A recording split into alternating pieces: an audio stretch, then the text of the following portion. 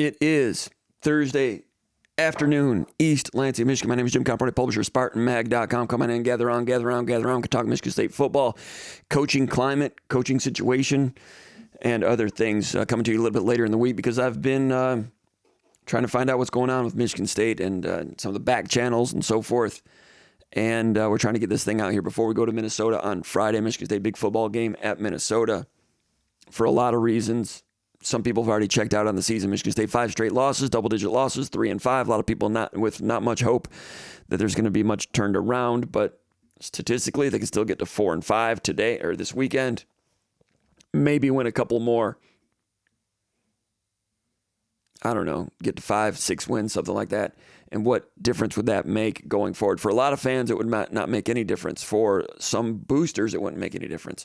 For a lot of notable athletic boosters, former Michigan State athletes who are also major boosters, and you've seen them on Twitter voice some discontent, they've already checked out. And how much pull they have, they'll have some, and we'll see what happens this weekend if Michigan State has an ugly performance that could grow louder. However, earlier in the week, I was on the Underground Bunker message board, I was saying that it'd be really hard I said that, basically a lot of observers are expecting a change. Here, as we've gotten here later in the week, I think some of those waters have simmered a little bit, and some people are in the decision-making class are in wait-and-see mode a little bit longer. By the way, my name is Jim Comparoni, publisher of SpartanMag.com. Come on in, gather around. We'll talk Michigan State sports, coaching situation, coaching climate at Michigan State, those things here on Spartan Mag Live. If you don't know what Spartan Mag is, go check it out. $1, $1 American dollar. You can get Spartan Mag for a week. Test drive it. You'll like it. You'll become a subscriber. You'll get addicted. You'll like it. You'll love Spartan Mag, and you'll thank me you did. You'll meet a lot of friends there, and it'll make your life better. SpartanMag.com, $1. That's just a little bit more than 99 cents. Give it a try. Spartan Mag, $1. You'll like it.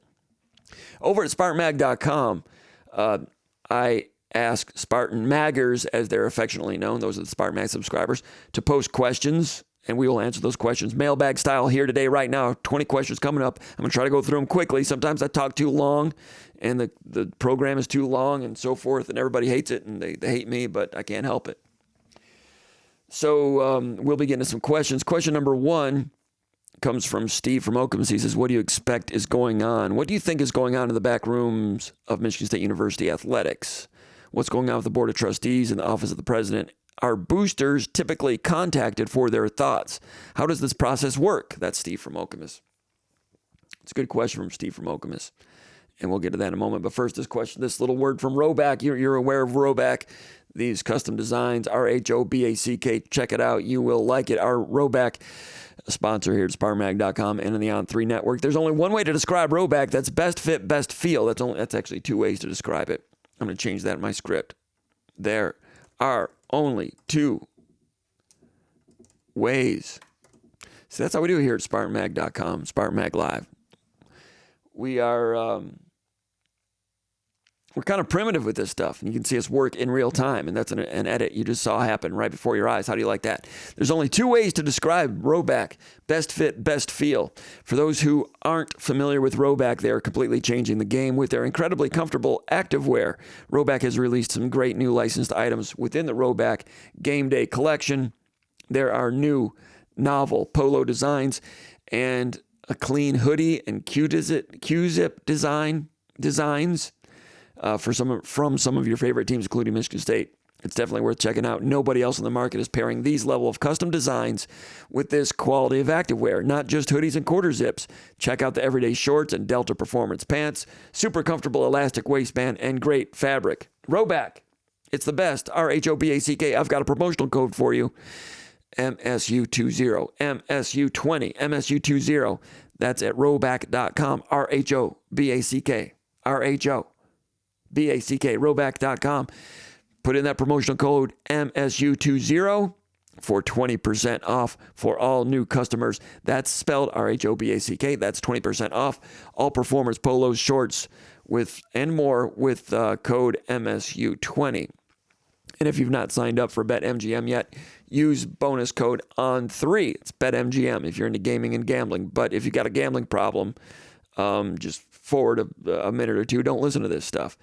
But at MGM.com, use bonus code ON3, that's ON3, and you'll get up to $1,500 first bet offer on your first wager with BetMGM.com. Here's how it works.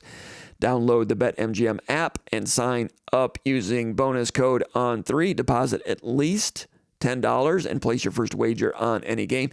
You will receive up to $1,500 in bonus bets if your bet loses. Just make sure you use bonus code ON3 when you sign up. Disclaimer, betmgm.com for details. Go to betmgm.com for details. 21 and over only. Use promotional offers not available in New York, Nevada, Ontario, or Puerto Rico. Gambling problem? Call 1-800-GAMBLER. Or in New York, call 1-800-8-HOPE-NY. In Arizona, call 1-800-NEXT-STEP. In Massachusetts, call 1-800-327-5050. In Iowa, call 1-800-BETS-OFF. In Puerto Rico, call 1-800-981-0023. First bet offer for new customers only, subject to eligibility requirements. Rewards are non-withdrawable bonus bets that expire in 7 days.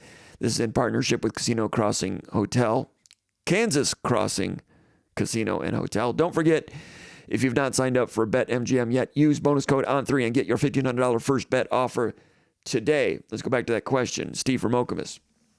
He wants to know, what do you expect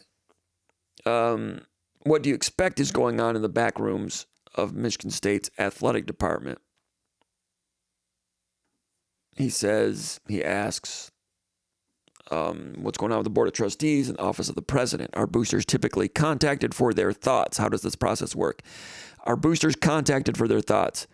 Not in terms of their recommendation for anything. Now, if the athletic director thinks a coaching situation needs to go in another direction, that's going to cost money. So he would go to the boosters and see what kind of support's out there. And that's based on, emotion and a lot of things and people that have some angst. And I know at the donor class, I've heard that at the top or in the donor Michigan State boosters and so forth, they're not happy with Michigan State football. Michigan State fans are not happy with Michigan State football. So it's come as no surprise that donors are not happy either. But how does the process work? As many of you know, at Michigan State, the Board of Trustees hires the football coach and fires the football coach. The board does on a vote. And that was done back in the early 70s or 60s when Biggie Munn was the athletic director and he and Duffy Doherty were not getting along. So that was taken out of, it's my understanding, it was taken out of the AD's hands. It's a Board of Trustees vote to decide.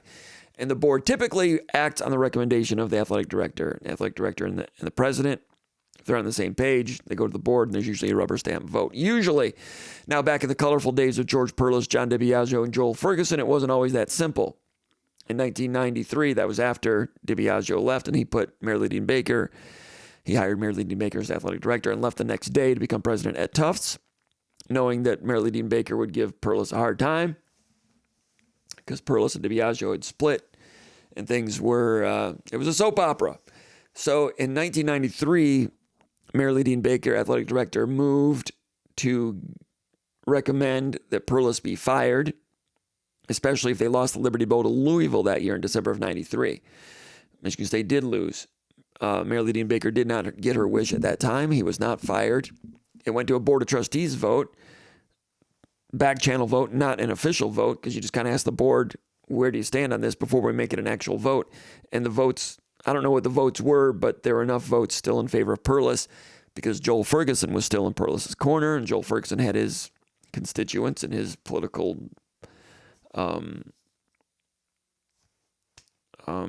allies. And it was politics, as you hate to hear about politics, whether it be in Washington, Lansing, or wherever. Some of it was purely about football. Some of it was about, hey, vote with me on Perlis, and I'll vote with you on your thing, what you've been trying to get passed. I'll support you on yours if you support me on this. That stuff was going on. The late, great Joel Ferguson, some people think he was great. He did well for Perlis for a while. Tom Izzo. You saw the JF on the Michigan State basketball jerseys last year. A lot of Michigan State fans had felt some kind of way about Ferguson. I'm not here to say yay or nay on all those things. That's just the way it was back then. Anyway, so that's the way it was in 94, 93. So Perlis still had enough votes on the Board of Trustees the next year. President McPherson said that he expected and wanted an environment of collegiality. He wanted himself and Perlis and Baker to get along. So they got along to get along. And McPherson said he was expecting an outstanding season in 1994. He didn't say what outstanding meant, but after Michigan State lost a few games, especially a road game at Iowa, writing was on the wall that it was over for Perlis. Ferguson no longer had the votes for Perlis. As a matter of fact, Ferguson kind of went along with the tides, and that was that, and Perlis was on his way out. And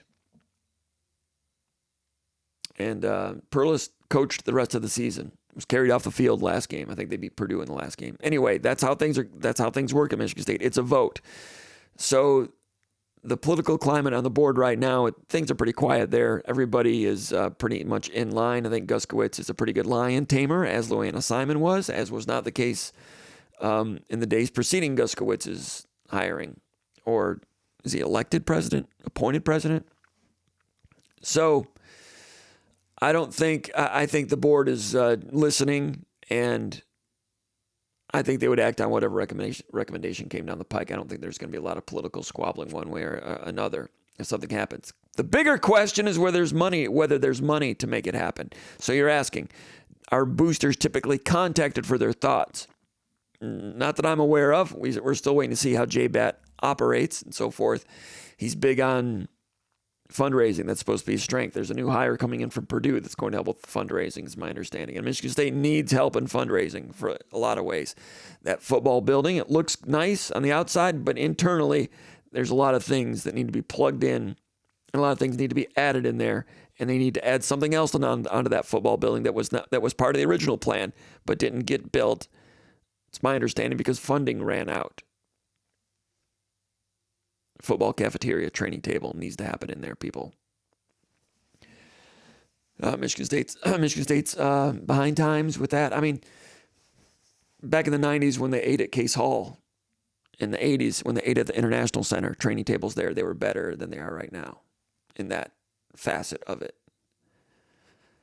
All right, so, where was I? I forgot where I left off there.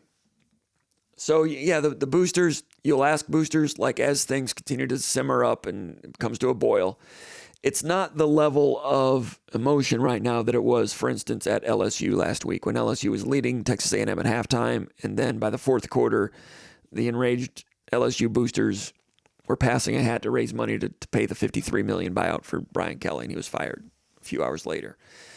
That's out of emotion, that's out of anger, that's out of the football team's not good enough, which I understand, and that's what drives this sport. Michigan State's boosters, from what I've seen, are not quite that emotional. They care, and they put a lot of money into it, and it's my understanding, they want to support football when it's shown to them what the plan is and what the money's for. There's a lot of them that they've tapped into a number of times that then you get donor fatigue, right? They've bankrolled NIL up till now to an extent, and Michigan State has kind of had to rally just to get up to a floor level in competition with others. And that takes a lot of money and a lot of asking and begging. And there's going to be more begging and donor, trying to get more money out of those rocks. So it's my understanding a lot of the big time donors are a little bit reluctant to just throw good money after bad and bad money after good. It's got to be a good plan. But they're not happy with football either. Now, there's others in the donor class, like former athletes that you've seen tweet lately. They're not happy. And they're public. They're public figures. And some of those guys are major donors. Flozell Adams, Trey Waynes, Magic Johnson. So would they push something forward? We'll see what happens this weekend. They can't do it all by themselves, but when emotion gets involved, things can happen. Michigan State at Minnesota, that's going to be played by the time you're watching this game. The game may have already been played. If Michigan State loses 45-7, those emotions could boil. Something could happen. If Michigan State wins that game, that's what people are looking for, is progress. There's a lot of people that have already checked out on the program. They don't see progress over the course of 20 games. I've written this before. Jonathan Smith, a nice guy. He's good with the media. He's good with fans. He's not the most outgoing, gregarious in that way, but he's kind and nice to them and to boosters, from what I understand. Not his specialty, but the main thing is the sideline demeanor, the bedside manner, as it were. If it were more of a different optic, that he was on it and hands-on coaching at all times on the sideline, I think that the fans would have more patience to support a third year. And he's a good coach. He's well respected in the industry, very well respected in that building. The coaches, they say he's great. That's what you'd say about his boss. But I mean, I've heard really good things about game planning and so forth, that he's pretty good with these things, but you don't see it on the sideline, which is strange. I mean, you got a team that's really having trouble on defense, putting 10 solid snaps together until last week. And, or penalties on offense, and you're just not seeing a lot of corrections like Michigan State fans and all football fans are accustomed to seeing from a head coach, and that bothers fans. I'm not saying it bothers me. I'm saying it bothers fans. There's no question about that, and that's why the bandwagon is emptying out a little bit. If he coached like that and there was discernible progress, there'd be a different climate. Does that progress start this weekend? It needs to. Will it? Not hold my breath. Minnesota's solid, but I'm not going to get into that because by the time you watch it, the game's over. But what if there is progress in that game? What if there's progress against Penn State? I don't know. I don't know what happens then, but it would simmer those emotions which drive the passing of the hat to raise the money, and it's going to take a lot of money to make a change. It would take a lot of emotion to create a lot of money to make a change. So as of now, at the end of this week, heading to enter Minnesota, it's been my observation. I've got a lot of ear to the ground. I've got my ear to the ground in a lot of areas out there. It seems that the consternation is kind of settled a little bit more of a wait and see right now. If I'm wrong about this, if you're a booster, contact me. Go to SpartanMag.com. Get on the little go on Twitter and send me a line. Although, if you at me on Twitter, I don't read it. I don't read ats on Twitter. So go to SpartanMag.com, become a subscriber, hit the envelope button, send me a message, and let me know what's going on if I'm wrong about anything. J-Bat, if there's something I need to know, you know where to find me. You can let me know what's going on. And it's my understanding that the J-Bat and the decision makers at this time are not really bloodthirsty to make a decision right now in the middle of the season or toward the end of the season. We'll see if that changes. So there were indications that something could happen after the Minnesota game. I'm not hearing that right now. If it's 45-7, things can change. You saw the LSU example. So that's kind of the way things work. And Jonathan Smith is still the coach, and he thinks they're going to turn it around. I can tell you this, in the football building, they think they're going to beat Minnesota. They think it's going to flip, as Jonathan Smith says. Not just him, others as well. So we'll see what happens, but as of right now, it's not a done deal. Question 2, Desert Sparty from Phoenix. Comp, what attributes, characteristics would you want as a head coach at Michigan State? If it comes to that, Michigan State needs a new head coach. I think someone with head coaching experience, preferably at the Power 4 level. I'm sure there's some coaches out there that are in the group of 5 level right now, and there's some coordinators out there right now that are pretty good, that are going to become real good coaches at some point, and some will fail, as always is with coaching decisions. And not many people have been hired at the Power 4 level that come in with no head coaching experience as coordinators. Now, there have been some who've been promoted up from their existing program, like Lincoln Riley when he was at Oklahoma, Ryan Day at Ohio State. And there have been some that have done well, but not many. I like to look at history as informing what could happen in the future. I think head coaching experience at the Power 4 level, which is something Jonathan Smith had coming in. Now, over at the Underground Bunker message board, a lot of Michigan State fans have talked about some candidates who might rise to be considered at Michigan State. And when people have mentioned people like P.J. Fleck or Pat Narduzzi or Matt Campbell at Iowa State, a lot of times people say, there was a post here, a good one. I appreciate that he posted. His name is Deep South ATL 70. And he posted that he's not real big on Fleck or Narduzzi because there's a high variance with those coaches. And I'm not here to promote those three. I'm just bringing up an item of discussion. He says they only win intermittently, and there's a high variance of wins and losses for those guys. And that is true, but I would counter with this. Show me a coach who's been at a school as head coach for 5 years or more who has not had high variance. Fleck, Narduzzi, Campbell, they've been at places long enough that you're going to have some 7-6 seasons or worse. That's kind of the way coaching is. There's a lot of coaching candidates out there that a lot of people like that have not had that variance because they've not been anywhere very long. They've had like 1.5 good seasons. So that guy's on the rise. He's good. But the minute he stays somewhere long enough, they lose some games, which happens in college football because half the teams lose every Saturday. Then the shine wears off. And that's been the case. PJ Fleck, I mean, when he was at Minnesota the first 3 years, they went 11-3 in year number 3, 11-2, beat number 4 Penn State, beat Auburn in the bowl game. At that time, he was a hot item, and his name was being talked about for head coaching jobs at places like LSU, Tennessee, big-time jobs. He was the hottest name in the profession. Re-upped with Minnesota, stays there a number of years. It's not easy to win at Minnesota. He feels elite, but it's hard to be elite there, and you're going to have some negative seasons. So the variance is there. So the bloom fades a little bit. I looked at everybody in the top 25, the current top 25. How many of them have been at their current school for 5 years and have not shown variance? Look at the top 25. Number 1, Ohio State, Ryan Day. Been there 5-6 years, no variance. Great, plant a flag. Ryan Day, Ohio State. All the advantages known to mankind. Number 2 in the country, Indiana. Cignetti's been there for 2 years. Let's see how he does next year. He's great right now. Great hire.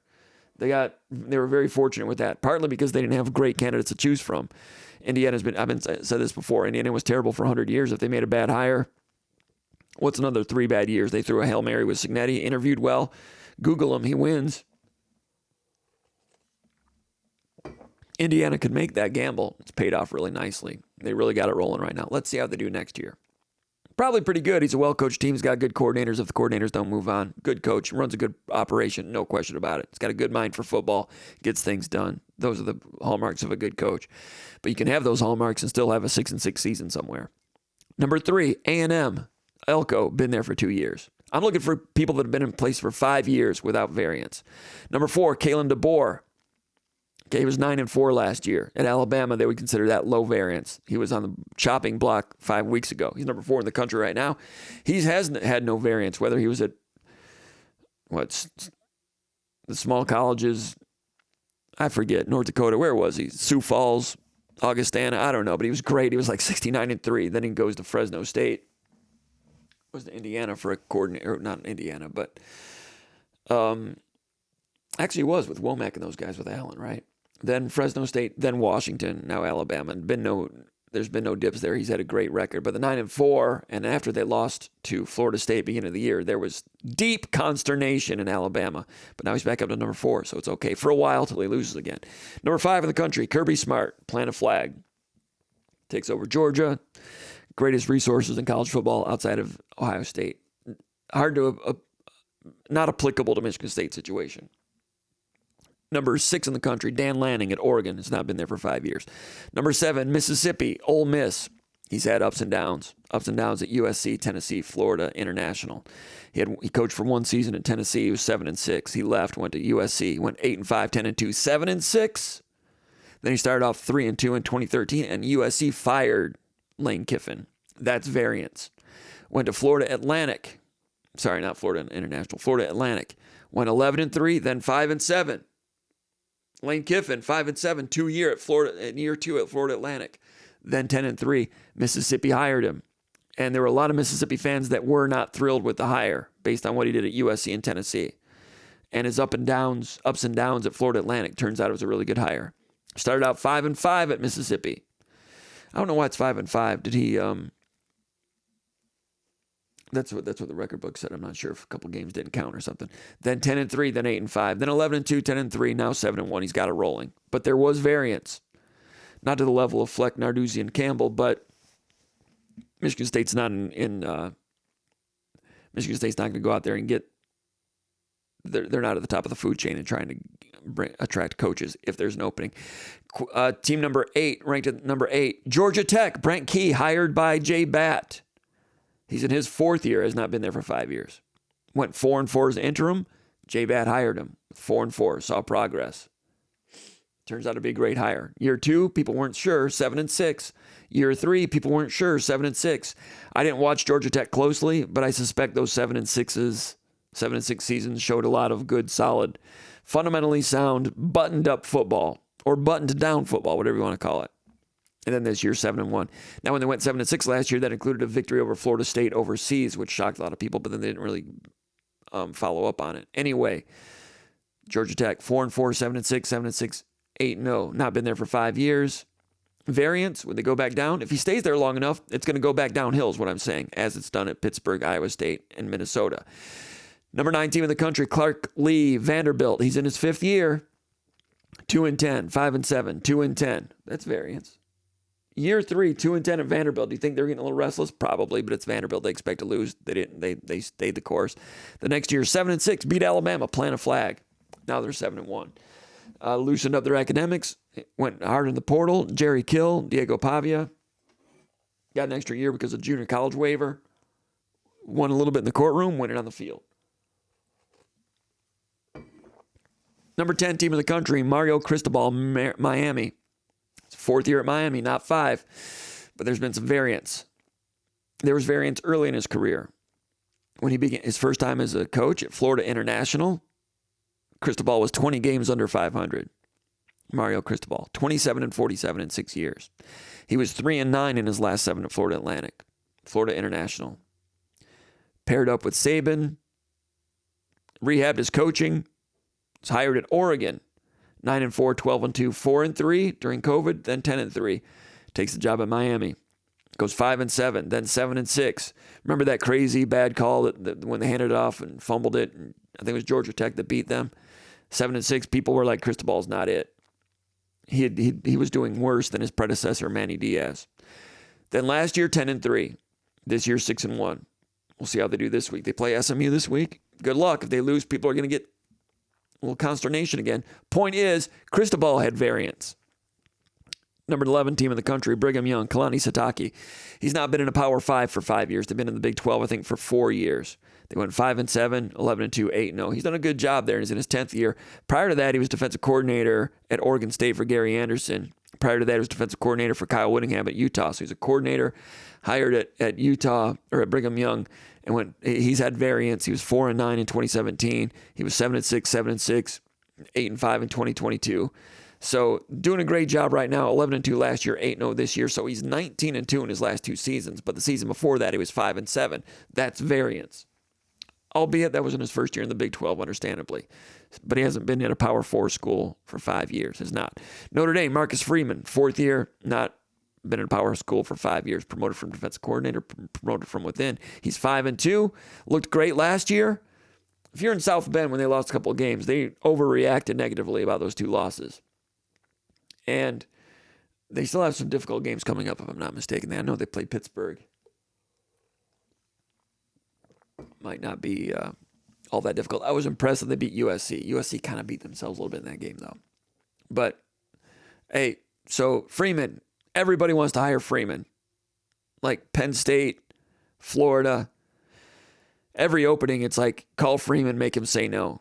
You're talking about maybe the hottest, he and Kiffin, the 2 hottest coaches out there in terms of coaches that people are trying to attract. They have both had variance. Well, one's had variance, and one could have variance if they lose a game this weekend or anytime soon. Next time, when Notre Dame loses their 3rd game, they're not going to be happy. He's not been there for 4 years. But my point is, Freeman, if you're comparing, Freeman's not been there long enough to have variance, and it's not allowed at Notre Dame very long. So, yes, Freeman, his record looks better than Fleck, Narduzzi, Campbell, for instance, just for conversation's sake. Yeah, Freeman looks better. Guess what? Michigan State can't get Freeman. So that's a different echelon. So you can say that these guys have too much variance, and you want somebody else, some nameless, faceless guy that you think is great. Show me some great coach somewhere. They don't exist with Power 4 experience, head coaching experience. Number 14 in the country, number 13 in the country, Joey McGuire, Texas Tech. It's his 4th season, has not been there for 5 years. Prior to that, he was position coach at Baylor. position coach. Prior to that, legendary high school head coach. He's in his 4th season, went 8-5, 7-6, 8-5, now 7-1 with tremendous NIL support. Texas Tech, with a roster that's paid, that's in the industry, people are saying it's a higher paid roster at Texas Tech than at Alabama or Georgia. That's how the sport's changed. Number 14 in the country, Tennessee, Josh Heupel. Prior to that, he was head coach at Central Florida. It's his 5th season. Started out 7-6, 11-2, 9-4, 10-3, 6-2. Been pretty good. He's turned them around. And don't be surprised if his name pops up at LSU. Vols fans. 15, Virginia. Tony Elliott came over as a coordinator from Clemson. He's in his 4th year, not his 5th year. Started out 3-7, 3-9, 5-7. People were getting a little bit fidgety, but Virginia, like Indiana, give him another year. What's the worst that can happen? Boom. He's 7-1. They beat Louisville.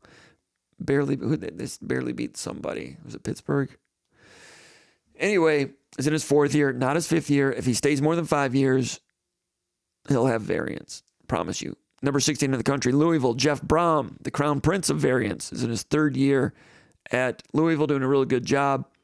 When he was at Purdue, went 7-6, 6-7, 4-8 in year 3, 2-4 during the COVID year. Again, Jeff Brom, variance, 7-6 in year 1, then 3 straight losing seasons, 6-7, 4-8, 2-4. But they're Purdue. What's the worst that can happen? They've been bad for a long time. Stick it out, just like Virginia, just like Indiana, just like Vanderbilt. And that mentality has served them well. If the coach is showing progress, and those Purdue teams, I saw them here and there. I didn't really study them, but I suspect that people internally felt there was progress. Then the next year, 9-4. That was a really good Purdue team, better than the record. Beat Michigan State when Michigan State was number 3 in the country in 2021, when Michigan State was undefeated. And in the pre-snap read, I said this Purdue team and that quarterback is for real, and they find openings, and they're going to be a headache against Michigan State's weakness, which was pass defense. And that's what happened. Purdue won that day, and then they went on and beat Tennessee in the bowl game. That was a good team. Then the next year they went 8-4, and he headed out back to his home school of Louisville. Jeff Brom, there's been some whispers that he might be looking around. I don't know why he would do that unless he's not totally happy with his support there from the administration standpoint. He's having great success. He's at his home school. He went to school there. I would think he'd be happy there. But there's whispers. Keep an eye on that one. Number 17 in the country, Cincinnati, Scott Satterfield. Variance. He was head coach at Louisville before Brom. 8-5, 4-7, 6-7, 7-5, fired him. Goes to Cincinnati, 3-7, 5-7. Now, boom, 7-1. He's got a good quarterback. Got to have a good quarterback. Heard an interesting quote from Neuheisel. I'm a big fan of Neuheisel and his podcast and his show, Full Ride. He says, I'm paraphrasing. He says when he's talking about coaches that have gotten in trouble, like Brian Kelly at LSU, well, like Dabo Swinney at Clemson, and some others, Neuheisel said, usually when a good coach finds himself in trouble, it means he's hitched his wagon to the wrong quarterback. He's bet on the wrong quarterback. When Brom was at Purdue and he had that walk-on, I forget his name, he's in the NFL, great quarterback. What's the guy at Cincinnati? Is it Caden Salter? Who is it? I forget his name. Good quarterback, although Nebraska kept him down, but good quarterback. Cincinnati, up. Good quarterback.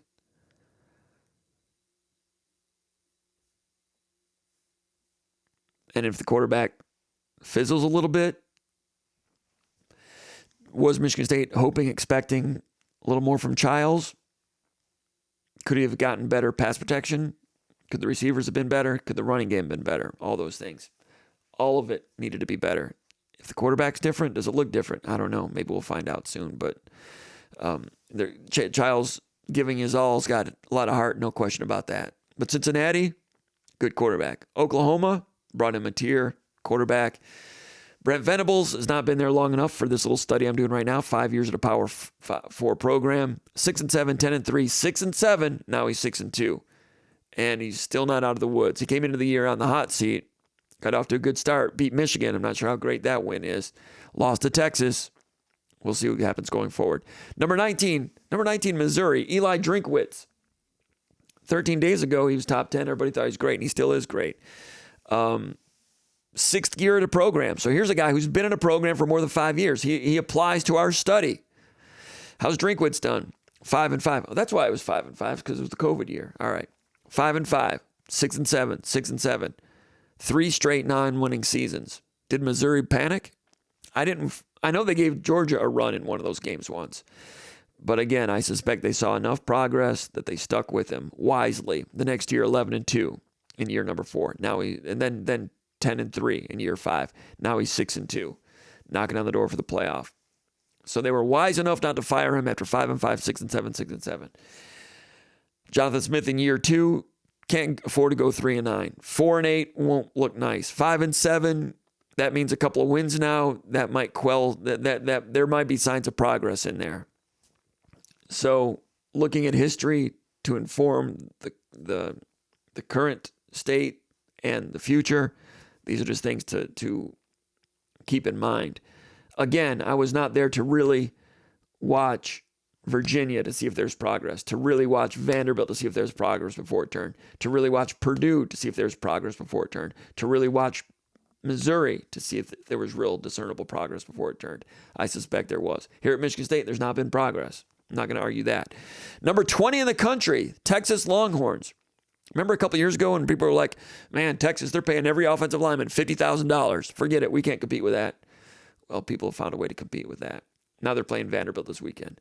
They got beat by lame duck Florida. Steve Sarkisian's the head coach there. Guess what? Variance. He was at Washington. He went 5-7, 7-6, 7-6, 7-6, 8-4, and that was good enough for USC to hire him. Previously, he was offensive coordinator at USC. Goes to USC, 9-4, 3-2, personal issues, fired. Goes to the Nick Saban rehab house, comes back out a better coach. Texas hires him, 5-7, 8-5. People not so sure. Then 12-2. Then last year, 13-3, made a run in the playoff. This year, preseason number 1, lose to Ohio State. Then they lost to Florida. Arch Manning hitching up to the wrong quarterback, betting on the wrong quarterback. Now they're 6-2. They still have to play A&M. They'll probably beat them. Just the way things go. But anyway, Texas is number 20 in the country. Variance. Michigan, Sharon Moore, second year, hasn't been there long enough. Houston, Willie Fritz, 7-1. He's been there 2 years. Really good coach. He was at Tulane previously. He's only been there 2 years. He's 65 years old. Does not apply to our 5-year test here. Number 23 in the country, USC, Lincoln Riley, 4th year at USC. Not going so great. 11-3, then 8-5, then 7-6. Now he's 6-2 this year.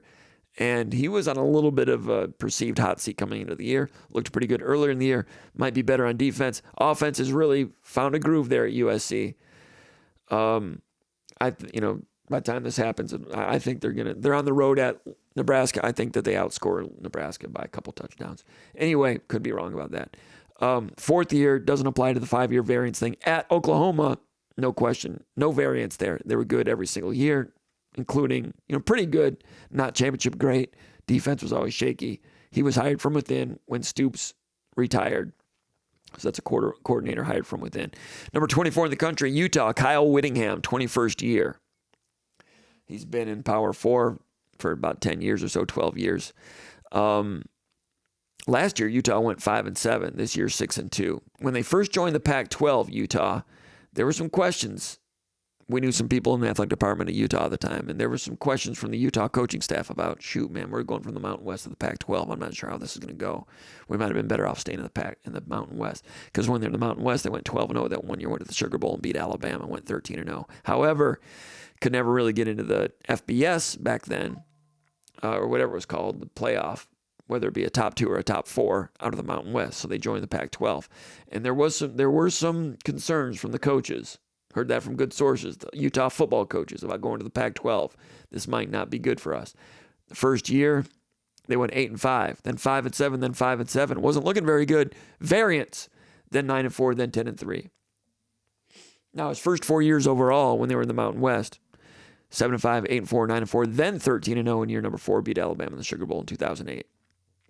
But Whittingham's been there 21 years. He's had some variance. It's not applicable because half of that time was not in the Power 4. 25 is Memphis. They're 7-1. They're not Power 4. Ryan Silverfield has been there, promoted from within. He was part of the staff when Billy Napier left for Florida. He's gone 8-3, then 6-6, then 7-6. Wasn't looking so good at Memphis. Then 10-3, then 11-2. FedEx money comes in. They've got a well-paid roster, 7-1. Pretty good team, but there was some variance there. A lot of people talk about Silverfield being a guy that could be a candidate for openings in the South. And that's true, but you just go back 3 years and 4 years, and he was 6-6 and 7-6 after taking over a program that was rolling. Variance. To my point, you can knock Narduzzi, Fleck, Campbell if you want to, because there's been variance, but there's almost always variance for any coach who's been at a Power 4 school for at least 5 years. The exceptions, Ryan Day, Kirby Smart. Josh Heupel's on the verge of that. Kyle Whittingham, but not really. It's like 4 coaches. So if you're going to criticize those people, realize the longevity is not a bad thing somewhere, and it comes with some variance. It's going to happen. D'Antonio had variance. Barry Alvarez had variance. Kirk Ferentz has had variance. Kirk Ferentz right now number 29 in the country. His first year at Iowa, taking over Hayden Fry, went 1-10, 3-9, then 7-5. 7-5, then they broke through in year 4, 11-2 into the Orange Bowl, which I think that was his best team. Then 10-2, and then they dipped. Variance. Kirk Ferentz, 2005, 2006, 2007. They went 7-5, 6-7, 6-6. Variance. Then they picked it back up. They went 9-4, then 11-2, then 8-4. Then they dipped back down in 2011. Kirk Ferentz, 7-6, then 4-8, then 8-5, then 7-6 in 2014. And then 2015, they went 12-0. Played Michigan State in the Big Ten championship game, lost to the goal line. L.J. Scott touchdown. Then they went to the Rose Bowl, got blown out by somebody. Was it Stanford? So Kirk Ferentz, 7-5, 6-7, 6-6, 7-6, 4-8, 7-6. Variance. Great coach. Best coach in Iowa history. Winningest coach in the history of the Big Ten. Variance comes with it. By the way, he was offensive line coach for Hayden Fry at Iowa in 1981. And in 1981, they had a winning season in Iowa City. In 1981, they had a winning city. Winning city? It was a winning city. They had a winning season at Iowa. Repeat. In 1981, they had a winning season at Iowa, and it was news. Repeat, in 1981 at Iowa, they had a winning season. Wait for it. It was their first winning season in 20 years. They didn't have a winning season from 1961 to 1981. Anyway, Wisconsin, for some reason I was going down the rabbit hole on YouTube the other day, and Wisconsin versus Nebraska 1974 popped up. So I clicked on it. I'm like, Wisconsin was on TV in 1974. Keith Jackson, color commentator was Duffy Doherty. And it was 1974. Camp Randall Stadium sold out, 1974, and they mentioned that Wisconsin had not had a winning season since 1963. 9 years. I'm not sure if Wisconsin had a winning season in 74 or 75 or not. I know they were pretty good with Dave Mohap and when Dave McClain was there. Like 1981, briefly. Went to the Garden State Bowl, lost to Tennessee. Had some, then they dipped back down. They had Don Morton running the veer there in like 88, 89, 90, and he went like 5-30 in 3 years. Got rid of him. Brought in Barry Alvarez, turned the whole thing around. So from 63 to 93 for 30 years, other than Dave McClain having 1 or 2 good seasons, Wisconsin was dog crap. For 20 years, Iowa was dog crap. Turned it around, kept it around. Now Wisconsin's dog crap again. They got to figure something out. Anyway, it's not easy out there. Other teams in the top that are also getting votes in the top 25, just to use current season to be instructive on what's going on right now. South Florida, number 30, that's Alex Golesh. Everybody likes him. Lost a couple of games. I like him. Ohio guy. I love the Ohio guy. I hear that he's very, very, very detailed and organized, which is good. I think I'd like to have that as a head football coach. That's what this question was. What would I like to have as a head football coach at Michigan State? I like a guy that's got some Midwestern ties. Jonathan Smith is trying to work around that. He's trying to get involved with Michigan Recruiting Ohio to an extent. Maybe he's not out there, firing out the excitement cannons everywhere. Wants to evaluate. Doesn't really want to get in on maybe some of those big free agent auctions. Might not have the wherewithal to do that, but you still got to line up and block and tackle and be accountable and assignment sound, both sides of the ball. Michigan State's still trying to show they can do that. Alex Golesh is in that category. Hold on a second.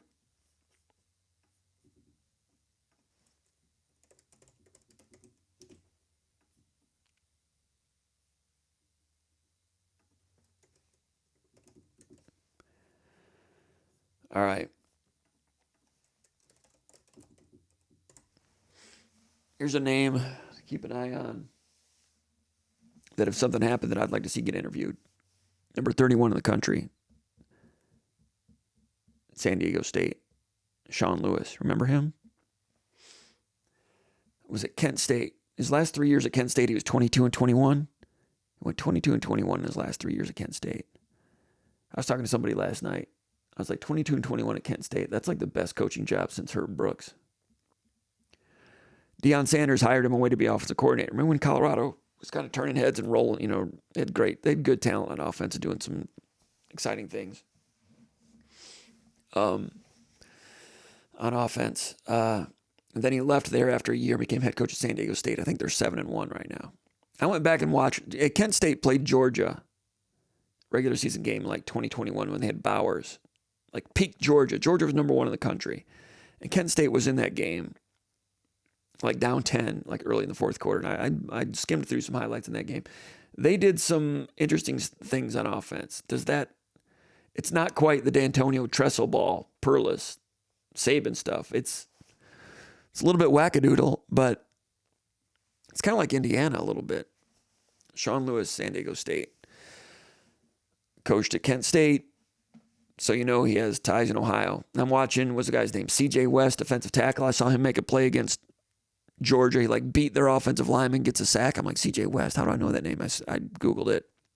That dude played 2 or 3 good years at Kent State, and last year went in the portal and ended up at Indiana, and he was an excellent defensive tackle. I wouldn't be surprised if he's in the NFL. I'm not sure. But there he was as a freshman for Kent State.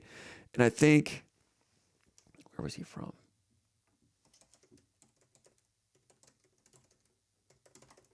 I think he's from Ohio, CJ West.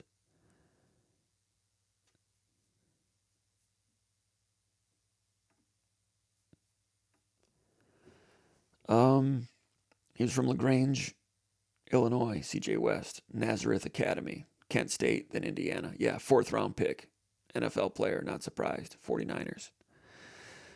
LaGrange Park, Illinois, Sean Lewis is from Chicagoland. Ties to Chicago, ties to Ohio, head coach at Kent State, head coach at San Diego State. If it ever becomes hot board time, I've seen people do hot boards. I've not seen him listed. I think he's an interesting one. Does he have contacts directly to Michigan State? No. Is that really important? It certainly helps. It helped with Saban. It helped with Perlis. It helped with D'Antonio. It's a different track at Michigan State. It's a tough track. And you need to know those things coming in. Otherwise, the tides can come in and get over your head real quick. Number 33 team in the country, by the way, is LSU. Number 34, James Madison. Chesney, a lot of people like him. Then 35, North Texas. 36, Illinois. Bielema. Bielema at Illinois has gone 5-7, 8-5, 5-7, 10-3. Now he's 5-3. Coming into the season, a real good year last year. Beat South Carolina in the bowl game 10-3. Preseason top 15. Maybe they'll rally and end up being better than 5-3. They've lost some games this year. Blown out by Indiana. But I think everybody would agree Bielema was doing a pretty good job there with what he has. And they've sold some tickets. Hold on a second. They've created some excitement, which they did not have at Illinois for years and years and years. So, what do they have coming up? They lost. They were beaten soundly at Washington last week. Which, man, Washington is a tough place to play. Loudest stadium I've ever been in. Lost to Ohio State. Lost to Indiana. All right, losing to Ohio State and Indiana. No, I mean the way they lost to Indiana, there was shame there, 63-10. But they've got 2 losses to the teams that are ranked number 1 and number 2 in the country. Lost at Washington. I'm not hating on those losses. They beat Purdue, beat Western Michigan, beat Duke, which is not a bit. That's a good win, winning at Duke, beat Western Illinois. Now let's see what they do. Play Rutgers at home. You win that one, right? Beat Maryland. Maryland's had some close losses. They've been playing pretty good football, just can't finish. Illinois beats Maryland. All right, now you're talking. Then you go at Wisconsin. Wisconsin's been limping along. You can win those 3. Then you end the game, end the season against your quote-unquote rival, Northwestern, in Champaign. I think there's a good chance Illinois runs the table, ends up 9-3. So it still could look good for Bielema. Is there variance there? Year 1, 5-7, understandable. Year 3, 5-7. People might have been wondering, then bounce back 10-3, and I think they got a chance to go 9-3 this year. Pittsburgh is number 36 in the country in the AP poll. The last 5 years, they went 11-3 that year when they had the quarterback. I forgot his name already. Great college quarterback, had small hands, though. Didn't work out for him in the NFL. Another quarterback with small hands that didn't work out. They went 11-3, real good team. 11-2, lost to Michigan State without that quarterback in the Peach Bowl. Michigan State didn't have Kenneth Walker. The next year, they went 9-4, not bad. Then 3-9, variance. Then 7-6. Now this year, 6-2. So what happens with Pittsburgh the rest of the way? And they don't have, their facility situation, sharing a facility with an NFL team, not ideal. I'm not really sure what the administrative support is there. They lost the overtime game to West Virginia. That hurts. That's what happens with Narduzzi. Some of those losses just kind of aggravating. They played Louisville really tough, lost by 7. Changed quarterbacks. Holstein's no longer the quarterback, which was a gutsy move. Blew out Boston College, beat Florida State, beat Syracuse, beat NC State. They've won their last 2 games handily. NC State's starting to flounder now a little bit. People getting a little bit questionable about that when Dave Doran had years of success with a little bit of variance. It's hard to win, people. It's hard to win. Beat NC State, beat Syracuse, beat Florida State, 4 in a row for Pittsburgh by a week. Now they're going to play at Stanford. The good news is it's not being played at 2 in the morning. Minnesota lost at Cal Berkeley at 2 in the morning. We know how that goes. And I watched some of that game, and there were some things that happened right after about the 1 a.m. hour where somebody screwed up like a punt return inside the 5-yard line, like muffed a punt or something like that. Flipped the game. At Stanford, Pittsburgh needs to win that game. And then they get Notre Dame at home. Tickets going for $101. Heinz Field, presumably. That'll be an event. I think Pittsburgh should be 7-2. And then they go to Georgia Tech. Georgia Tech's going to be undefeated at that time, I think. So a couple of interesting ones for Pittsburgh. Then the Miami Hurricanes come to visit the weekend of Thanksgiving in Pittsburgh. On paper, Miami's better than Pittsburgh. Maybe they are. Miami does not play well in anything lower than 50 degrees. I've not studied these teams. I'm picking Pittsburgh in that game right now based on weather. I've seen Miami go to some of these cold weather games and just not want any part of it. I remember when they played Wisconsin in the Gator Bowl. They just traveled upstate in Florida to Jacksonville. And it was unseasonably cold at the Gator Bowl. It was like 51 degrees. 51 degrees. And the Miami sideline, they're all huddled around the heaters. And Wisconsin's out there in short sleeves, like, what's wrong with you people? And Wisconsin put a hole in them.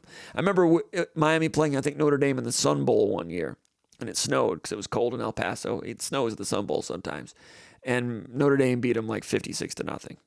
And Miami, Notre Dame was not 56 points better than them. And Wisconsin was not 30 points better than Miami that day, but the weather was. And there was one other game where Miami was caught in a bad situation weather-wise and just folded. Might have been a bowl game somewhere else. The situation is when you have 40 players in your playing group and 38 of them have never played in a football game below 50 degrees, from a mitochondrial level, it's foreign and you just lock up. Not that I've done it and experienced it, but I've seen it. And I don't know. I'm just going to go weather. I've not looked at matchups. Thanksgiving weekend, Miami at Pittsburgh. Good luck. Now, way back in 1993, Notre Dame roped Florida State into coming to South Bend around Thanksgiving weekend. It was the big matchup game, Charlie Ward and all that, number 1 versus number 2. It might not have been Thanksgiving weekend. It was like November 7th. And I was like, okay, here we go. Florida State's going to actually play a cold weather game. Notre Dame won that game, classic game. And I had this theory way back then too. A lot of people do. And you usually can't get Southern teams to play in the North in November, ever. But Florida State was an independent back then. Notre Dame was an independent, so they scheduled it at that time.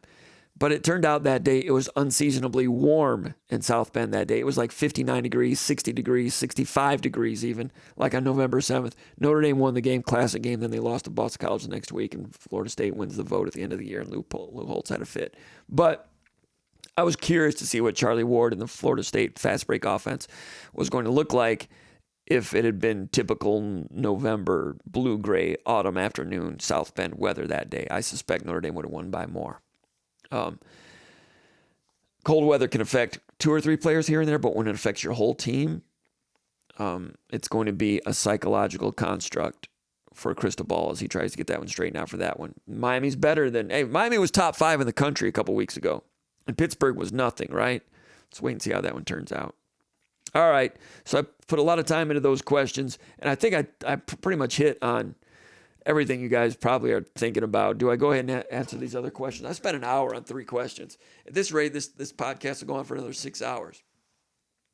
So these other questions, let's see if I can go through them. Let's go to the speed round. Question 3, MSU J. Root from Marshall, Michigan. He says, what are you hearing about the NIL situation for Michigan State football moving forward? Do you get the feeling that the big spenders are willing to spend in ways that have not been done before? And B, how do you think coaches will view Michigan State head coaching job if we let Smith go after 2 years with some of our history of NIL concerns? B is a great point. A, you asked, what am I hearing about the NIL situation at Michigan State? I'm hearing that it's $20.5 million, the House settlement. That's what they're going at. That's the cap. And you can make a little money on top of that legally, and they're going to look into that, but they're not going Billy Bob Oil on those things. They're trying to stay within the rules. And that's fine, but there'll be teams that they play against that won't be doing it that way, that'll have higher paid rosters. That's just the way it is. Now, will those teams... Now, I hear that the NIL Go thing is a stickler, and they are red flagging a lot of NIL deals, and people are frustrated with it. I've heard that from other schools. NIL Go with Deloitte, they are doing their job. They are being a stickler, and they are flagging deals. We'll see if that sticks. At some point, it's going to be taken to court, and I think NCAA is going to lose that deal. Meanwhile, there are other schools that are having NIL deals, and they're just not reporting them. NIL concerns. Will that be a concern if Michigan State tries to hire a new coach? Yes, I think it would be. I think Michigan State will need to demonstrate that it has its crap together in NIL up to a coach's liking, and I suspect it would create pause. For instance, if Michigan State went after a James Franklin, Franklin wants to know what's NIL. He already knows what the NIL deal is at Michigan State. He recruits against it. I think that'd be a red flag until Michigan State changes it or the market comes down, like I think Michigan State is betting on being the case. And people at Michigan State, they can call me, hey, message me if I'm wrong. Educate me on this if I'm wrong. Question 4 from Pawleys Island, South Carolina. Do you expect Alessio Milivojevic to get playing time the rest of the season, or is Smith going to stick with Childs the rest of the season? Seems like if Aiden continues to struggle, we may as well see what Alessio can do. He also says, after seeing the blown offsides call in the Michigan game, why doesn't the NCAA allow a few challenges per game that can be made on any play? Why limit a coach to only certain calls? Not saying it would have made a difference in the game, but it seems only logical to prevent huge calls like this in the future. Great point. NCAA, they do allow challenges, but that call, I guess, was not reviewable or even challengeable, which is not a word. But I think the line of scrimmage plays like that should be reviewable. I agree with you on that. More time for Alessio? Yes. I think it's coming. Maybe very, very, very, very, very soon. Question 5, Mike from West Palm Beach, Florida. He says, if Smith is not the coach next year at Michigan State, and if there isn't any viable Power 4 conference head coaches as candidates, purely in a vacuum, what coach do you think would be a better candidate? A non-Power 4 head coach having good results at his school, or B, a coordinator having good results at his school? Let's look at both of those. We talked about group of 5 mid-major candidates, Alex Golish at South Florida, but I suspect he might have he was a really hot name in September when they beat the Gators. Then they've lost a couple of games. Who they lose to? Memphis and somebody else. But Ohio guy, very detailed. I've not really studied him, but maybe I will in the weeks ahead here. I talked about Sean Lewis at San Diego State. Bob Chesney at James Madison, previously at Holy Cross. Interesting. These are the Power 5. These are the group of 5 guys. Charles Huff at Southern Mississippi. He's a little bit of a loose cannon. He kind of ticked off people at Marshall, left, took players with him, took over a Southern Mississippi team that was not very good, and boom, I think they're 6-2. Doing a good job there. A little bit of a loose cannon. Jay Batt was with Charles Huff when they were both at Alabama, so Batt probably knows him a little bit. I don't know if that's positive or negative. Matt Entz at Fresno State, 5-3 in his first year. Prior to that, he was at North Dakota State, 2-time national champion as head coach. He was defensive coordinator at North Dakota State for Chris Kleiman. So Matt Entz at Florida State, I think is kind of interesting. I think he might be a native of Iowa. Power 4 coordinators. Brian Hartline at Ohio State. See, coordinators that do well. Let me see if I can find this.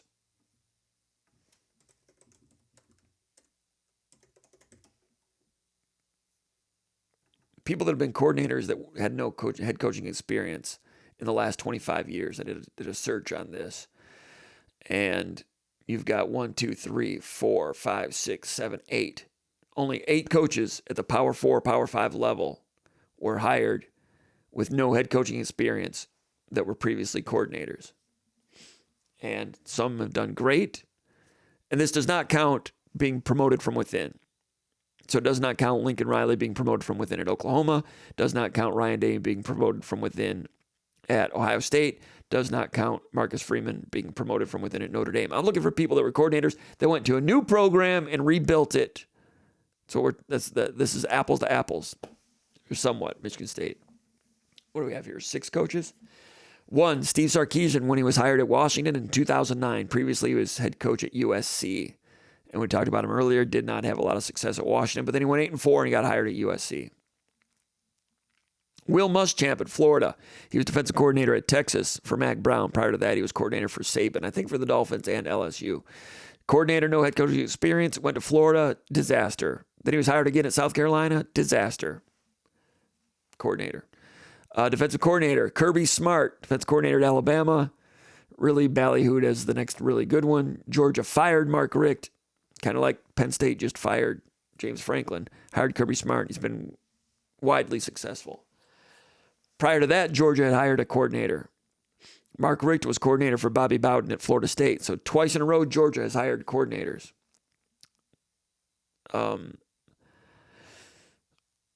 They've done well with it, hiring coordinators from the very best teams in the country. So that's kind of what you need to do if you're looking for coordinators. The ones that have been successful come from the very best programs. Justin Wilcox was coordinator for 1 year at Wisconsin. Prior to that, he was defensive coordinator at a few other places. California hired him. And he's kind of been, hanging around, and he's doing a pretty good job at California this year. They beat Minnesota at 3 a.m. Wilcox has been pretty solid there. Not an easy job. The Pac-12 had just disintegrated. He's done okay. And it's not like he was coming from a coordinator at a superpower. He came from Wisconsin at the time, who was good, but that's kind of a creative hire. He's a West Coast guy. They brought him back home, and it's worked out pretty well. Dan Lanning, coordinator, Georgia, for a superpower. Goes to Oregon. He's done really well. Brent Venables, defensive coordinator at Clemson when they were a superpower. Goes to Oklahoma. It's been shaky so far. Got off to a pretty good start this year. We'll see. Tony Elliott, offensive coordinator, Clemson, superpower, goes to Virginia. 3 bad seasons, the 4th one not so good. 5th year, turned it around. Brent Pry, Virginia Tech, defensive coordinator, Penn State, superpower, goes to Virginia Tech. Fizzles out in 3 years, done. Brent Pry, by the way, was on the short list of coaches to hire. He may have even interviewed at Michigan State. The search firm that Michigan State hired at the time recommended Fickle. They are also, looking at But Fickell, they're going 100% on Fickell. And when Narduzzi saw that he himself, Narduzzi, was not number one, and he had his people at Pittsburgh on his back, are you staying? What are you doing? Staying or going? He said, I'm staying, because he saw he was number two. He didn't want to wait it out and see what happens. If Narduzzi had waited it out, he would have pissed off a lot of people at Pittsburgh and might have had a door closed behind him. But if he had waited it out, and then when Fickell decided not to get it, Narduzzi could have ended up coach, I think. That's my read from the outside. I've not asked Pat about it. That's just my read from not 10,000 feet, but from about 2,000 feet. So instead they circled back and got Mel Tucker. But Brent Pry was somebody that the coaching search firm was pushing also. They thought he was good. He wasn't. So Brent Pry, not good. Tony Elliott, starting to work out at Virginia. Venables, not sure. Lanning, so far so good. Wilcox, steady. Kirby Smart, very good. Muschamp, disaster. Sarkisian, initially, not so good. So those are the coordinators. Who are the hot coordinators right now when you talk about national powers? Brian Hartline, Ohio State, national power, interesting one. Will Stein, offensive coordinator at Oregon, 36 years old, previously at Texas San Antonio, offensive wizardry type of guy. Hartline's got, he knows the Midwest a little bit better. Hartline recruits really well at Ohio State. Homer Simpson could recruit well at Ohio State. Okay, but Hartline takes it to another level. Now he's been coordinator for 2 years. Good for him. He might be a good coach somewhere someday. Probably has some, they know who he is in Ohio. Ohio State does not recruit in Ohio like they used to. They don't have to. But that part would help. Is he ready to be a head coach? Is it worth a shot? If you're Michigan State, can you just do like an Indiana? Or who are the other examples I was talking about? Like Missouri that just stuck with it. Well, not Missouri, but Virginia just stuck with it because they haven't been very good lately. Vanderbilt just stuck with it because they haven't been very good. Indiana's like, let's just hire the 63-year-old guy. What can go wrong? If you're Michigan State, just go ahead and hire Hartline and say, look, we know what could go wrong. We've had bad years, 10 years of football. Let's give this a shot. I don't know. Mike Shanahan, offensive coordinator at Indiana. Brian Haynes, defensive coordinator at Indiana. I've not looked at them closely in terms of football, head coaching material, but I'm impressed with them. Kane Womack is a guy that I was impressed with when he was at Indiana. Then he went to South. He was defensive coordinator for Tom Allen when I thought that defense was nails.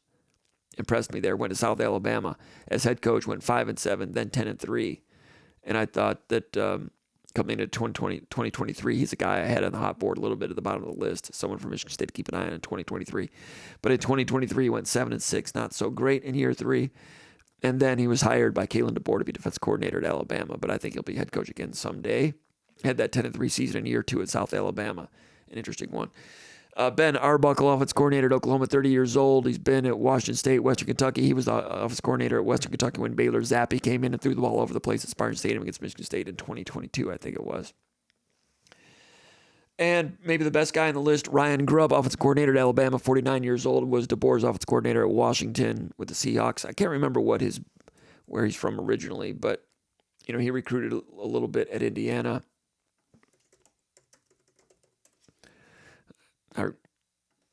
I've looked it up, but I can't remember. Actually, he was not at Indiana. He's at Washington with DeBoer. Before that, Fresno State for a number of years. Eastern Michigan for 2 years, way back 2014, 2016, offensive line coach. Originally from Iowa, South Dakota State University. 3 years at Eastern Michigan with Creighton. So he's recruited in the state of Michigan. I know that's a while ago, but he would know what it's about. Fresno State, coached there for 3 years. Washington, West Coast. Does that help? Maybe. Did not go with DeBoer to Alabama initially. Went to the Seahawks as offensive coordinator. Came back with DeBoer to Alabama. I think Ryan Grubb is ready to take a head coaching job. I'm surprised he's not been on some of these hot boards I've seen. So those are some of them. I'll go back to what I said at the beginning of the show. I'm not sure Michigan State. The waters have kind of simmered here lately, and if they show progress here late in the year, I don't know if Michigan State. 8 days ago, I'm like, yeah, they're going to make a move. Now, I still think they will, but I'm not 100% sure. I suspect the team's not going to finish all that well, and it's going to have to happen. It's my guess. But I'm not shutting the door on 2 or 3 good games down the stretch.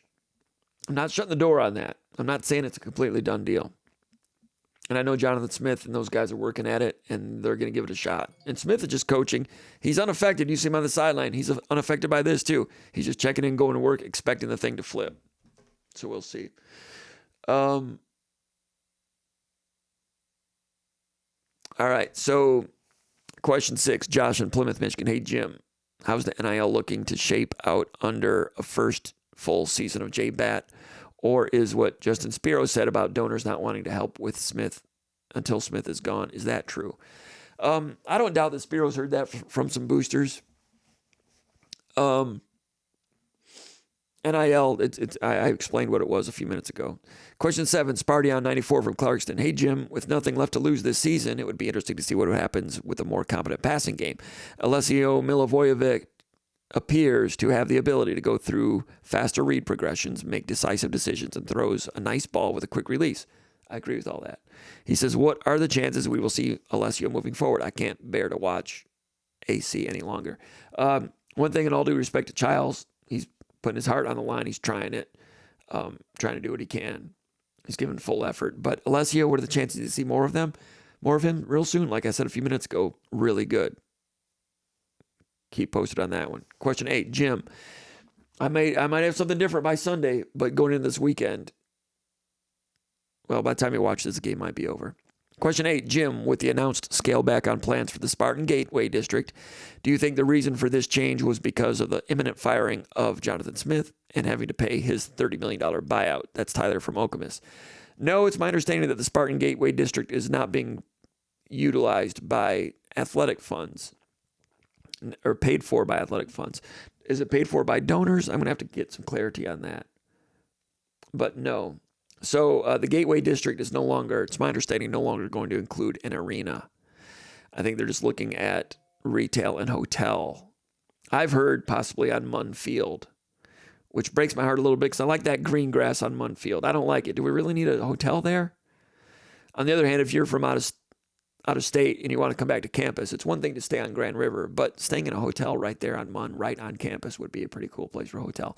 But I just like the open area there. If you're asking me, I mean, I'm a stick in the mud. I'm not the most developmental guy, but I've heard, all right, they're gonna be tearing down IM West, and I've heard that when IM West goes down, that's going to be green space, park-like area, which I like. There along the river. I think that could be real nice right next to the stadium. That could just like spruce it up even more around the stadium. So if you have green space there and you go hotel at Munn, maybe I can get on board with that. But anyway, the money, I don't think that money was directly, I don't think it was athletic department. I know it wasn't athletic department money that's going into this. Is it fundraiser money? I don't think so. I'll have to double check on that. So I don't think they're aligned. And Bat was one, and Guskowitz decided to scale it back. So Bat was in on it. So that's what's not adding up to me. If he was in on it, then maybe it was athletic department money. I got to check some more sources on that. I've heard from one source. I need to hear from more. I do think that they, in making the decision, they didn't think it's a priority right now. You know, for that arena for volleyball, gymnastics, wrestling. Just they got bigger fish to fry. Like, in my opinion, training table, the football building. So, again, not sure if they're one of the same. Anyway, good question. I'll find out a little bit more about that. I'll look into that more. Question 9, John from Clarkston says, despite the outcomes, it seemed to me the last 2 games have been the best Michigan State has played all year. However, there's still plenty of room for improvement. What's the biggest one singular change, not a coaching change, this squad needs to start winning games? You need the offense that you saw against Indiana, which was against a good Indiana defense, although I think Indiana was a little bit flat from the travel from the West Coast. You need the offense against Indiana, which includes accurate passing, 22 straight completions.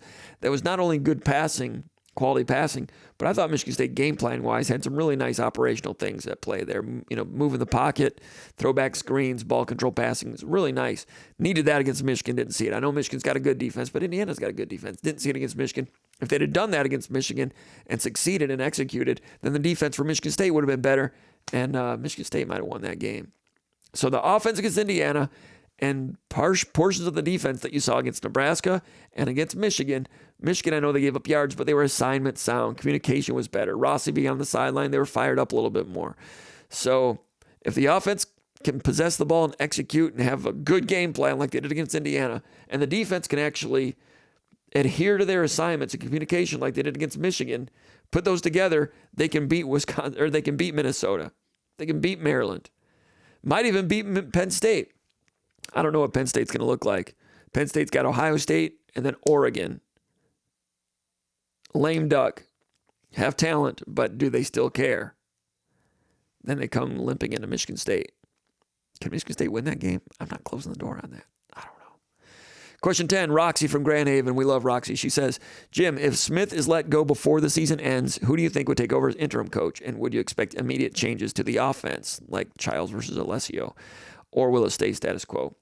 If there's a change, I would imagine there'd be changes of some regard. My first guess would be Courtney Hawkins. These are big ifs. My second guess, judging by Joe Rossi last week, I mean, his defense has not been very good this year. He's had some good defenses in the past. Hasn't come to fruition this year. Maybe they had too much volume in. I don't know. But you saw him on the sideline. Maybe they go with him. I don't know. That's if it happens. It might not happen during the season. Question 11 from Stu in Rochester. Do you see a scenario where his buyout could be negotiated and settled for a lower amount? No, I don't see that. I don't know why Jonathan Smith would want to do that. And he does not want to quit. He's going to keep working at it, but I don't know why he would take a smaller amount. Question 12, Yaski from Lafayette, Louisiana says, also, thoughts on possible next coaches. 1, he likes Golish, like him, Ohio.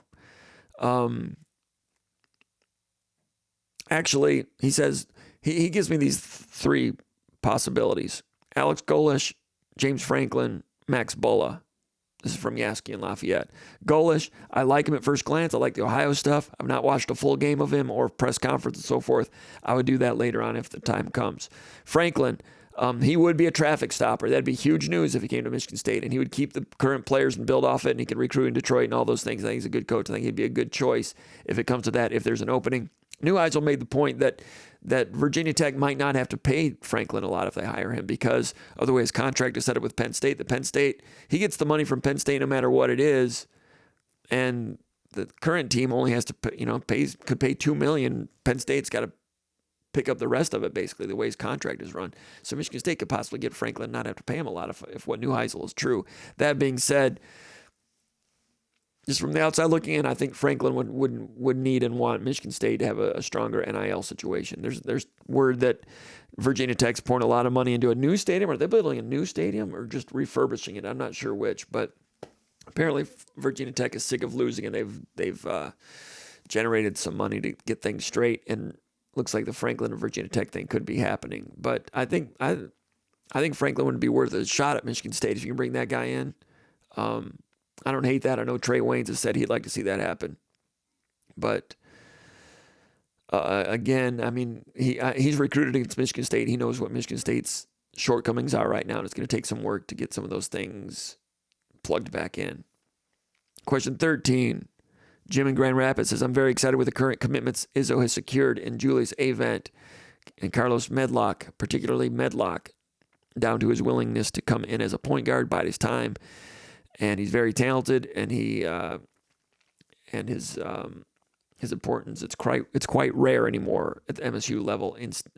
He's got all kinds of stuff here. In-state kid, his choosing Izzo over Michigan didn't hurt either. He says, "Who else, if anyone, do you best see Michigan State's 2026 basketball recruiting class winding up with, including Medlock and Avent?" Tristan Reed, big man. Terrace Reed's younger brother is going to be deciding Saturday between Michigan State, Mississippi State, Ohio State, Maryland, Missouri. I put some questions out. I've not really got an indication on which way that one might be leaning. As of a couple of weeks ago, I thought Michigan State was in a decent position for Taylor, but Kansas is one to keep an eye on there. And there's a little bit of anxiety there recruiting against Kansas on that one. If Reed committed to Michigan State would then opt out of the Taylor deal. They're not taking both big men. I think Taylor's a really good prospect at 7 feet, 230 pounds, good feet, pretty good strength for a young kid. Link Academy, number 25 player in the country, number 2 center in the country. He's also visited Oregon, Oklahoma, Indiana, and Kansas. And Kansas is perceived as the bigger competition. I've not really studied both players. I've looked at Taylor quite a bit, Reed a little bit. I think Taylor is higher ranked and deservedly so. Reed could be good, more of a longer, might stay in college longer. But if Reed commits, Michigan State would take him and be done and opt out of the Taylor sweepstakes, because my understanding. That may have changed the last couple of weeks, but that was my understanding. Josiah Jervis, 6'5", Bronx, New York. Number 39 player in the country, visited Michigan State during grind week, September 5th. NC State's in there also. Pittsburgh's been in there. Florida, Illinois, Tennessee have been in there. I think the indication State's in pretty good, has been in solid shape there. Maximo Adams, Izzo watched him in Vegas a couple weeks ago. He had visits coming up to Duke in North Carolina. He's canceled his Duke visit. It's supposed to be this, was it this weekend? No, he's visiting North Carolina this weekend. The Duke visit was going to come a week after that. He canceled that one. That's Maximo Adams, 6'7", 200 pounds from Harbor City, California. Number 23 player in the country. These guys are highly ranked guys, like borderline. Some of them are McDonald's All-Americans or borderline. So, visited Michigan State during the weekend of September 12th. Official visit to USC in June. Also Kentucky in early September. And then he's got the North Carolina visit. Maximo Adams. Hard to say. I mean, if one of those programs is offering just crazy money, Michigan State I don't think they're interested in matching that if somebody offers huge money. A lot of these, they're free agent situations. I mean, trying to, if all things are equal, then the coach, the culture come into play. But if money is uneven, then it's out the door. But I think State's in good, they've got 2 good recruits. They're in really good shape to get at least one of those guys. That'd be a solid 3-man class, possibly 4. If you get like Jervis, Taylor, plus the other 2, it'd be a really good high school class. During a time in which a lot of programs are shying away from high school recruiting a little bit. That's why some of these players are available to Michigan State, whereas 10 years ago they probably wouldn't have been because recruiting was different. Michigan State wasn't playing some of those games. Now fewer teams are in there. Now payments are legal. It changes things. But now you got G League recruiting, which Izzo and everybody else is upset about, Izzo was feeling really good about how you put a program together. He believes in camaraderie, be different. He thinks that's still working with our kind of guys. It worked last year. A little bit from the portal, a little bit more from the portal, and he feels like he can make a run at it against the current climate and landscape. But now you alter the landscape with this G League crap, and there'll come a time when Michigan State plays a team like San Diego State in the NCAA tournament that's going to be loaded with 7 G League players who are 23 years old. And Michigan State will have like 2 seniors, 2 juniors, 3 sophomores, 2 freshmen, maybe a portal guy. Old-fashioned to an extent, and they're going to lose to a pro team that was assembled for a 1-year deal. And Izzo's going to want to strangle somebody because they keep changing the rules on him. He will adapt. He's willing to adapt, but he was feeling good about in the new situation, which he doesn't love, but he's like, yeah, we can win this way too with our kind of guys and development and high school recruiting and now the G League thing. What do we have? Question 14. James from Detroit says, are you surprised that we have not heard more from JBAT concerning a revamped NIL fundraising structure by now? What do you hear about developments in that regard? I don't think anything is revamped. It's the $20.5 million cap house settlement. There are rumblings about some corporate partners and doing it within the rules. Nothing in terms of fans and alums contributing to a third-party collective. The rules are supposed to prevent that, and Michigan State doesn't seem like they want to challenge that. And there's no plans for a third-party collective, which some teams are going to use to go over and above the $20.5 million. You got to understand, if house settlement allows for $20.5 million for all athletes, football gets a portion of that. Let's say it's $15 million. $15 million for a football roster would not be. It'd be bottom of the half of the Big Ten. Now, are all Big Ten teams going to stay that way in the future? I'm not sure. Are some going to work around the rules? Ohio State's athletic director said that the money above and beyond the house settlement money is going to be where championships are won, and Ohio State is trying to do that third-party wise. Nebraska is doing third-party wise. Now, how much of those NIL deals are running into the Deloitte NIL Go clearinghouse guardrail wood chipper? Because I hear that the Deloitte and the NIL Go guardrail clearinghouse system is an obstacle. I hear that they are sticklers, and it's not enjoyable. Like, schools turn in an NIL deal, and NIL Go says, hold, we're still reviewing it. So they're holding up a contract, and you can't pay the player while they review it and review it and review it and review it for weeks and weeks and weeks and weeks. Meanwhile, the player's not getting paid for weeks and weeks. Someone's going to challenge that in court and probably win. Michigan State is doing it on the up and up right now. And people can let me know if and when that changes. I'm not sure. I see J-Bat at most football games. I'm not asking him about some of these things, but I guess maybe I should.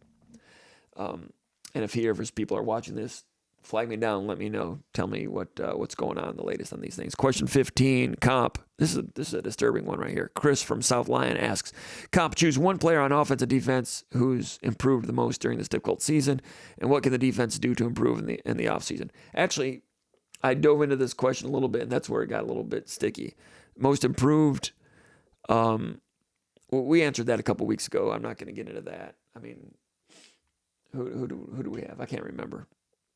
What do they need to do to improve? What'd you ask again? Who's improved the most during this difficult season? All right, let me look into it again. I looked at it before, but I can't remember what I said a couple weeks ago when this question came up. Improved. Aiden Childs, not so much. It was looking that way after the Boston College game and a few others, and for a while against Indiana, but now we're in a level of inconsistency. Mekhi Frazier's improved a little bit last week at running back. Michael Masunas has improved at tight end. Nick Marsh has taken a step, maybe not as much as some people would think. The other receivers were all transfers. Stanton Ramil, I didn't really take a second look at how he did for 18 snaps against Michigan.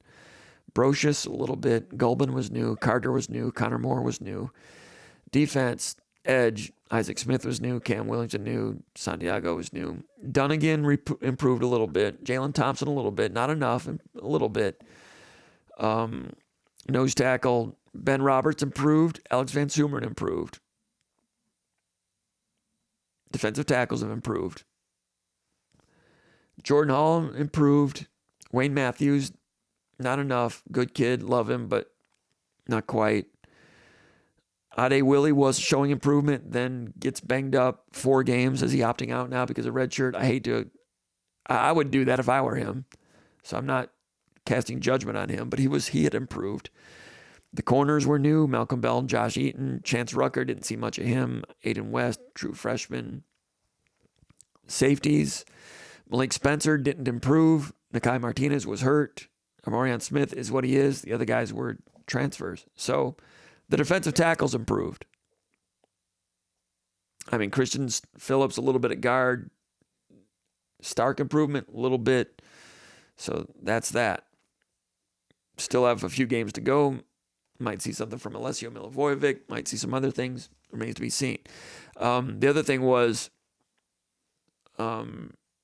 what can the defense do to improve in the offseason? First of all, I love the spirit of this question. Chris from South Lyon wants to know about improvement for next season. Hey, if there's a coaching change, these players are going to be gone. So, I mean, that's what we've specialized in covering over the years. We've covered a lot of coaching changes at Michigan State over the last 35 years. And one of the things we cover is the players coming back. What do you have? Like D'Antonio had Brian Hoyer and Javon Ringer coming in, and some pretty good offensive linemen had something to work with, and that's what we talked about. Nowadays, with a portal, you can't even cover that because a lot of players are going to be gone. At Indiana, Signetti came in, captured their hearts and minds and imaginations right away, and kept everybody there. That's one of the first things you have to do. Secondly, you have to have the support and the money to keep players. So the people like Simeon Barrow and Gino Vandermark don't leave, and Derek Harmon don't leave, and Zion Young don't leave. So you need to come in, capture some hearts and minds, and have the money to back it up. A guy like James Franklin would be able to do that.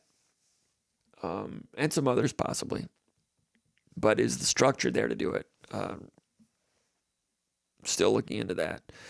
What needs to improve on defense? I mean, you got to get a pass rusher, and you need more aggressive, instinctive linebackers to go with Jordan Hall if Hall's back.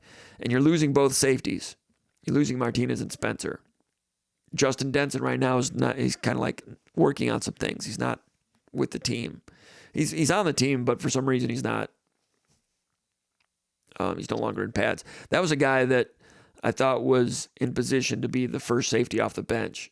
Has not played much. Played a little bit last year.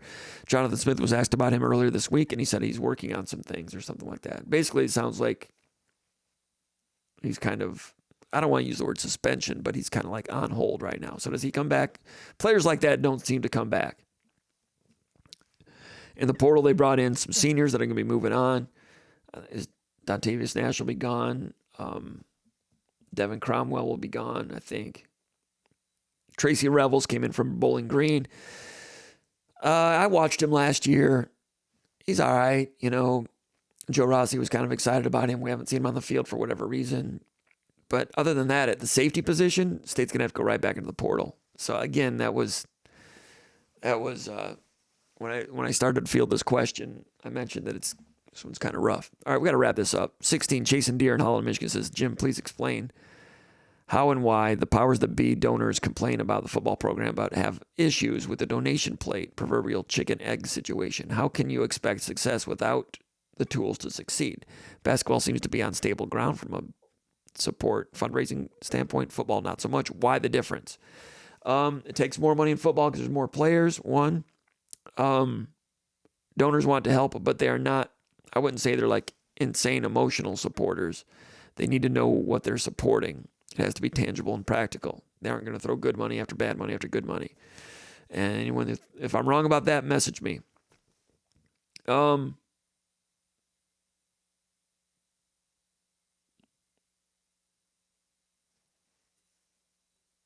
right, I'm going to wrap it up right there. I appreciate everybody watching. Sorry this is late in the week. We did what we could. I'm hoping these things have some shelf life as we discuss them.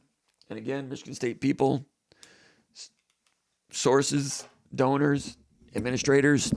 If I need to know something, go to SpartanMag.com, become a subscriber, click on the mail thing, drop me a line. We'll meet. We'll talk about things. Let me know what's going on. Anyway, appreciate everybody. Spartan Mag Live, Spartan Magazine, continued coverage, Michigan State sports. Go check it out. Thank you for checking in, and we'll see you next time. Take care.